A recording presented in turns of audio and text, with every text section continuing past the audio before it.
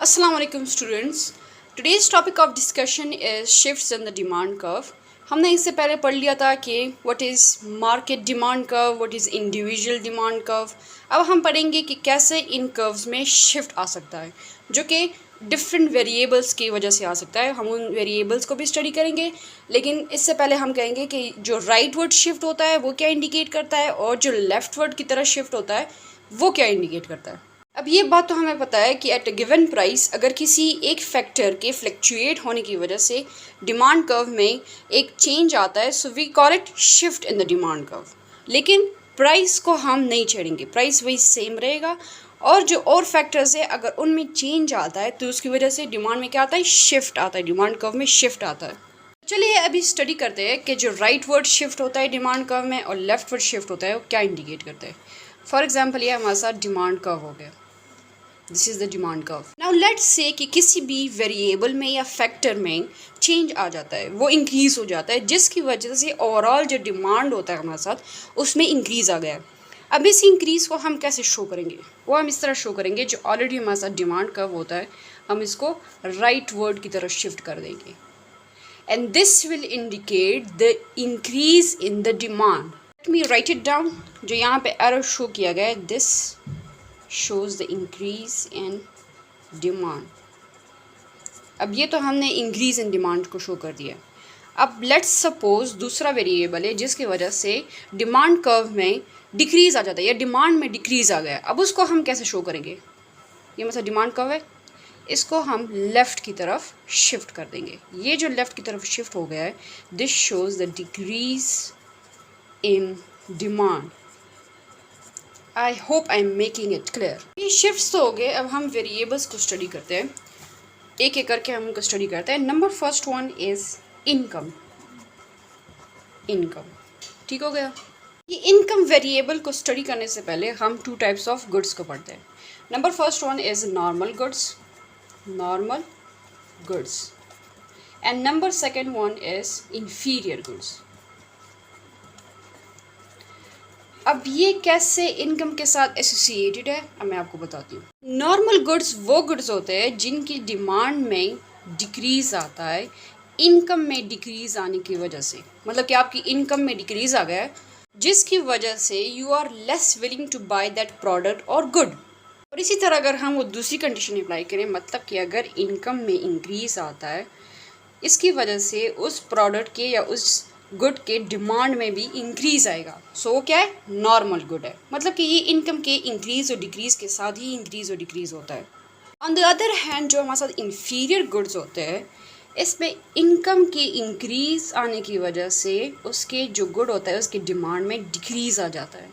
और इसी तरह अगर इनकम में डिक्रीज़ आता है तो उसके डिमांड में इंक्रीज़ आता है. इनको मैं जल्दी जल्दी एग्जाम्पल्स के थ्रू समझाती हूँ. फॉर एग्जाम्पल नॉर्मल गुड्स में हमारे साथ आता है बर्गर हो गए या पिज़्ज़ा हो गए, दे आर कॉस्टली. सो मतलब कि अगर आपकी इनकम में डिक्रीज़ आता है तो you are less willing to buy them. तो ये कौन सा हो गया, नॉर्मल गुड्स हो गए, जो जिनका एसोसिएशन आपके इनकम के साथ डायरेक्ट होता है, डायरेक्ट रिलेशन होता है. मैं इन्फीरियर गुड्स की एग्जांपल देती हूँ. फॉर एग्जांपल आपकी जो इनकम है इसमें डिक्रीज़ आ जाता है. अब इनकम में डिक्रीज़ आने से पहले you use to take a cab, लेकिन अब इनकम में डिक्रीज़ आने की वजह से you are more willing to ride a bus. ये जो इनकम में हमारे साथ डिक्रीज़ आया था, जिसकी वजह से हमारा जो बस का राइड लेने का डिमांड था वो ज़्यादा हो गया. सो दिस इंडिकेट क्या, कि this is the inferior good. अब आप लोग सोच रहे होंगे कि इन गुड्स का shift in the demand curve के साथ क्या ताल्लुक है. तो रिलेशन ये है कि अगर आपको बताया जाए कि क्वेश्चन आ जाए कि इनकम में इंक्रीज़ आ गया है, तो डिमांड में आप हमें बताएं कि किस तरफ शिफ्ट होंगे, राइट वर्ड की तरफ शिफ्ट होगा या लेफ्ट वर्ड की तरफ शिफ्ट होगा. तो पहले आपने देखना है कि जो गुड है वो नॉर्मल गुड है या फिर इन्फीरियर गुड है. इसके बेसिस पे हम फिर इन शिफ्ट्स को हम डिस्क्राइब करेंगे. फॉर एग्जांपल एक क्वेश्चन करते हैं. क्वेश्चन है, what will be the effect on normal good demand if the income increases. Normally जो होता है, नॉर्मल गुड की बजाय आपको एक गुड गिवन होता है, तो आपने वहाँ पे जो है उसको आइडेंटिफाई करना है कि नॉर्मल गुड है या इन्फीरियर गुड है. सो पहले जो हमारे साथ डिमांड कर्व है वो इस तरह है. ठीक हो गया. अब कंडीशन क्या गिवन है, इफ़ द इनकम इंक्रीजेस. तो नॉर्मल गुड के लिए हमने कहा था when the income increases the demand increases, direct relation था ना। तब इनकम में जो इंक्रीज़ आ गया है तो डिमांड में भी इंक्रीज़ आएगा, तो मतलब कि इट विल शिफ्ट राइटवर्ड। तो ये जो शिफ्ट आएगा वो कुछ इस तरह आएगा, और जो न्यू डिमांड का होगा वो ये वाला होगा। This is the D1, this will be the D2, जो मैंने इस तरह शो कर दिया। यहाँ पे प्राइस ऑफ द गुड हो गया, यहाँ पे क्वांटिटी ऑफ द गुड हो गई, quantity demanded of the good हो गई। सही हो गया। अब हम क्वेश्चन को थोड़ा चेंज करते हैं, नॉर्मल गुड की जगह हम लिख लेते हैं इन्फीरियर गुड। अब क्या होगा, हमने कहा था कि इन्फीरियर गुड के लिए अगर इनकम में इंक्रीज़ आता है तो जो डिमांड है वो उसमें क्या आएगा, डिक्रीज़ आएगा। इस डिक्रीज़ को हम ग्राफिकली कैसे शो करेंगे, फॉर एग्जांपल ये हमारे साथ पहला वाला डिमांड का हो गया। अब डिक्रीज़ को हम इस तरह करके शो करेंगे, लेफ्ट वर्ड की तरह ये डिमांड कर्व शिफ्ट हो जाएगा। तो हमसे टेढ़ा हो गया, इसको आप स्ट्रेट कर ले। तो मतलब कि ये हमारे साथ D1 था, ये हमारे साथ D2 हो गया। अब ये जो इनकम वेरिएबल है हमने वो कवर कर लिया है। अब जब नेक्स्ट हम करेंगे that is price of the related goods. Number second one is price of related goods. अब हम इसको कर दें। अब ये जो रिलेटेड गुड्स है, या तो गुड्स एक दूसरे के सब्स्टिट्यूट्स होंगे या तो कॉम्प्लीमेंट्स होंगे। अब इस सब्स्टिट्यूट्स क्या होते हैं, कॉम्प्लीमेंट्स क्या होते हैं, हम इसको स्टडी करते हैं। If we say that two goods are substitutes of one another, वो हम ये कहते हैं कि ये जो दो गुड्स है ये एक दूसरे को रिप्लेस कर सकते हैं easily. But in economics it is a bit different. For example अगर हम कहते हैं कि this is good X and this is good Y, और हम कहते हैं कि गुड X के प्राइस में इंक्रीज़ आ जाता है, तो अब इसके प्राइस में इंक्रीज़ आने की वजह से गुड Y के डिमांड में इंक्रीज़ आ जाता है। तो अगर ये कंडीशंस सेटिस्फाई होती है then we say that good X and good Y are the perfect substitutes of one another. For example हम गुड X को एज्यूम कर लेते हैं दिस इज़ आइसक्रीम, और गुड Y को हम ले लेते हैं फ्रोज़न फ्लेवर्ड योगर्ट हो गया ये। अब आइसक्रीम के प्राइस में इंक्रीज़ की वजह से आइसक्रीम की डिमांड तो डिक्रीज़ हो गई according to the law of demand, लेकिन और क्या होता है, ये होता है कि गुड Y है जो कि हमारे साथ फ्रोज़न फ्लेवर्ड योगर्ट है, इसकी डिमांड भी हमारे साथ इंक्रीज़ कर जाती है इसकी प्राइस में इंक्रीज़ आने की वजह से। अब ये दोनों तो है एक दूसरे के सब्स्टिट्यूट्स, मतलब कि दे सेटिस्फाई द सिमिलर डिज़ायर्स। ये भी कोल्ड होता है, ये भी कोल्ड होता है, ये भी दोनों क्रीमी होते हैं, ठीक हो गया, दोनों स्वीट भी होते हैं।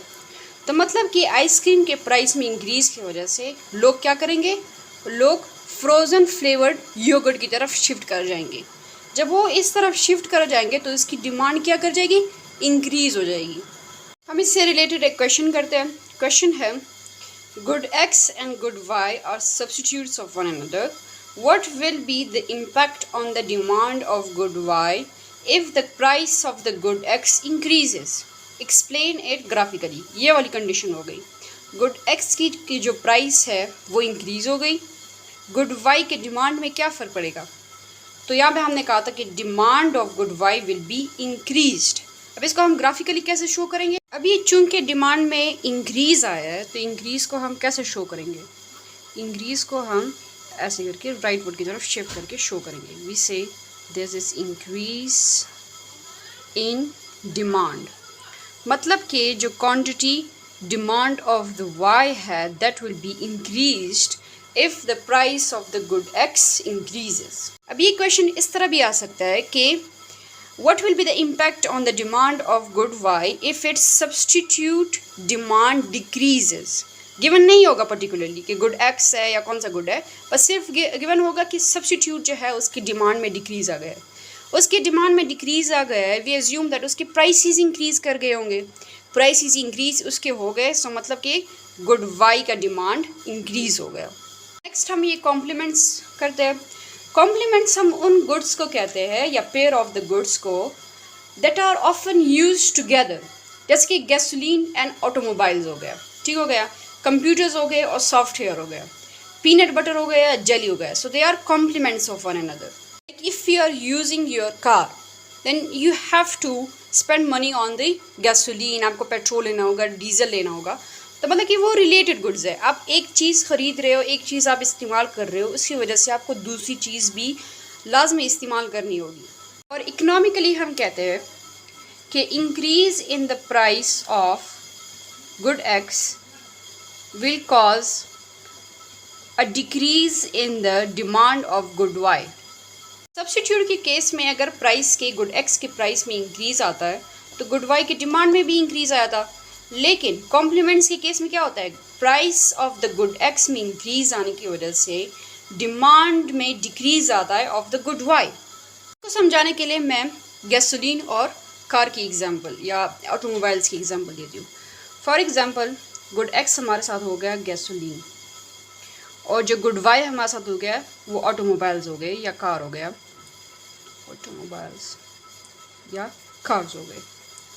अब क्या होता है कि गैसोलीन के प्राइसेस में अगर इंक्रीज़ आता है तो उसकी वजह से जो ऑटोमोबाइल्स या कार्स के जो डिमांड होता है उसमें डिक्रीज़ आ जाता है. मतलब कि अगर लोग कार्स ख़रीद भी लेते हैं तो उसको चलाना किस से होता है, गैसोलीन से, पेट्रोल से, डीजल से लोग चलाते हैं. अब उसके प्राइसेस में इंक्रीज़ आ गया तो लोग क्या करेंगे, उसको कम ख़रीदने लगेंगे. उस ऑटोमोबाइल्स को, उस कार्स को वो लोग कम ख़रीदने लगेंगे, उसकी डिमांड में डिक्रीज़ आ जाएगा.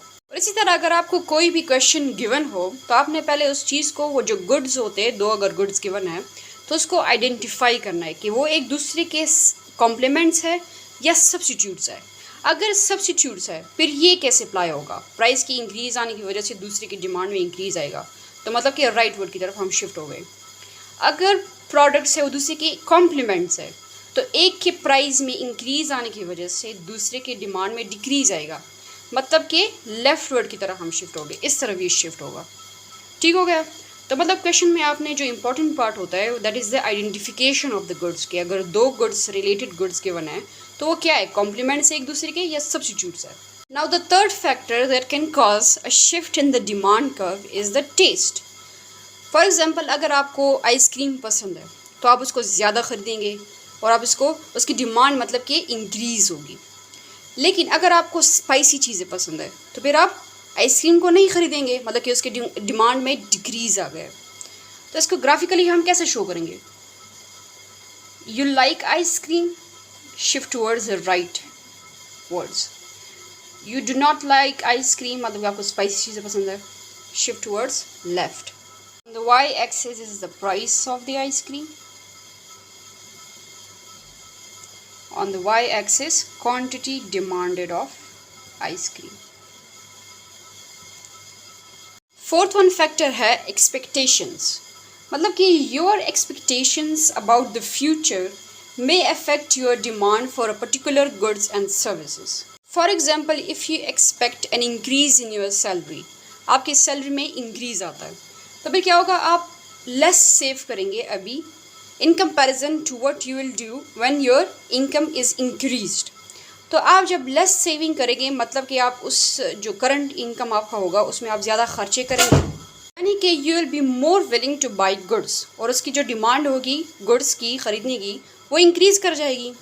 But if you expect that your income will be decreased in next month, तो फिर आप क्या करेंगे, इस मंथ जो आपकी इनकम होगी उसमें ज़्यादा से ज़्यादा आप क्या करेंगे, सेविंग करेंगे, और जो गुड्स की आपकी डिमांड होगी या फिर एक्सपेंडिचर जो आप करेंगे वो डिक्रीज़ कर जाएगी. उस डिक्रीज़ को हम कैसे शो करेंगे, फॉर एग्जांपल इनकम में डिक्रीज़ आ गया तो जो गुड्स की जो डिमांड थी वो डिक्रीज़ कर जाएगी, लेफ़्ट की तरफ ये शिफ्ट कर जाएगा. This is the quantity demanded of goods. ठीक हो गया. वाई एक्सिस पे क्या आएगी, एक्सपेक्टेशंस आएगी. अब यहाँ तक जितने भी हमने वेरिएबल्स पढ़े वो इंडिविजुअल डिमांड को अफेक्ट करे थे. जो लास्ट वन है number of the buyers, it affect the market demand. मतलब कि जैसे ही number of the consumers increase हो गए ऑफ अ पर्टिकुलर गुड तो उस मार्केट में उसकी जो डिमांड है वो भी इंक्रीज़ हो गई, मतलब कि मार्केट डिमांड इंक्रीज़ हो गई. इंक्रीज़ को हम कैसे शो करेंगे, फॉर एग्ज़ाम्पल ये जो है डिमांड कब हो गया, ठीक हो गया।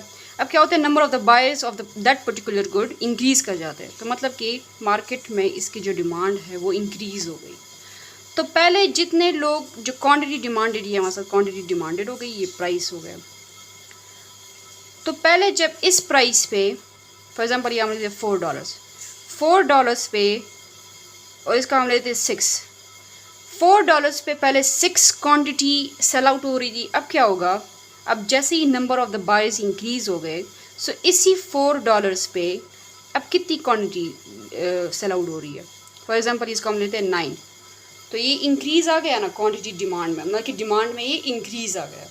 अब ये जो 5 वेरिएबल्स थे, इनकी वजह से shift in the demand curve आ सकता है। लेकिन एक दूसरी चीज़ है, अब हमने प्राइस को तो डिस्कस ही नहीं किया कि प्राइस में इंक्रीज़ और डिक्रीज़ की वजह से जो क्वांटिटी डिमांडेड है उस पर क्या इफेक्ट पड़ेगा। तो अगर प्राइस में इंक्रीज़ आता है तो ये सिर्फ movement along the demand curve होता है, सिर्फ मूवमेंट होती है, लाइक या तो ऊपर हो जाएगी या नीचे हो जाएगी, क्वांटिटी डिमांडेड या ज़्यादा हो जाएगी या कम हो जाएगी, शिफ्ट नहीं होता। So this was all about shifts in the demand curve. If you have any questions or queries, you can ask me in the comment section.